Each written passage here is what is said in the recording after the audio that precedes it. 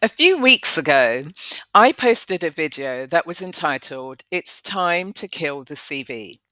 In this episode, I'm equally going to explore the idea that it's time to kill the job description. For those of you who are new here, my name is Bybreen and I help baby boomers reinvent themselves psychologically, practically, and technically so they can thrive in the third act of life. And what I'm going to do is I'm going to share three questions, stroke themes that you can explore whilst being interviewed. So the whole kind of job search, job hunting process, is laborious. But also when you think about the job description that's invariably presented, there's at least 15, 20 bullet points that they want this one particular candidate to fulfill in order to be selected for the job. But if you equally notice that the job description recruitment process is very much one sided, employers, they really, um, investigate who you are. Do you have the skills? Do you have the talents, the chops, the knowledge, the experience, the intelligence to undertake the job? But there's very little room or very little discussion about really who is the employer. So, what you can do to walk into a recruitment process with more feeling more empowered, not so much emboldened, but actually more of you have a right to know the type of organization that it is because the recruitment process is, you're looking to find out if it's the right company for you in the same way that the employer is trying to explore whether you are the right fit for their culture.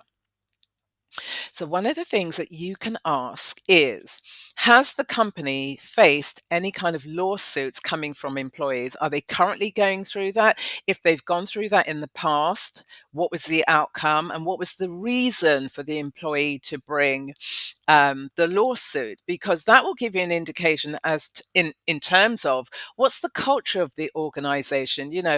Is there bullying? Is there discrimination? Is there disregard? Are people being sidelined in their job? Are they not being promoted? So you really want to have a sense of how does a company, if and when they are faced with contentious issues, how do they handle that?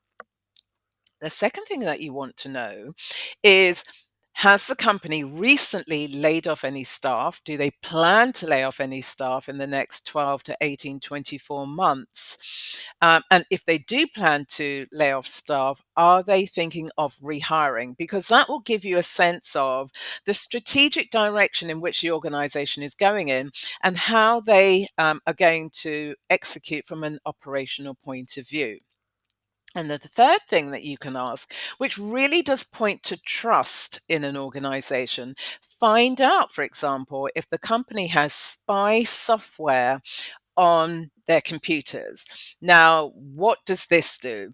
The software actually records every single thing that the employee does. Are they working efficiently? Are they actually working at all?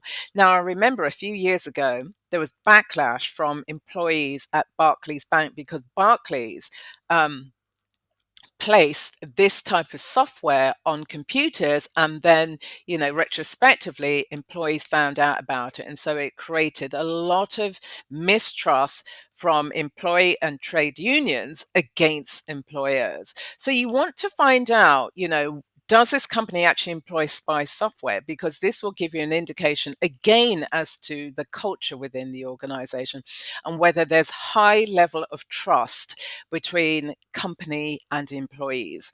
So I hope that gives you some insights. I hope that enables you to feel far more empowered walking into the recruitment process, because it's a win-win or a lose-lose, or it's a win for one side and a lose for the other if you don't go in feeling as if you have the right to ask the questions, because you want to examine, is this environment, is this culture, is this company, does it really speak to your values, and are the two of you aligned in the same way that the company is assessing who you are? So I wish you the very best of luck.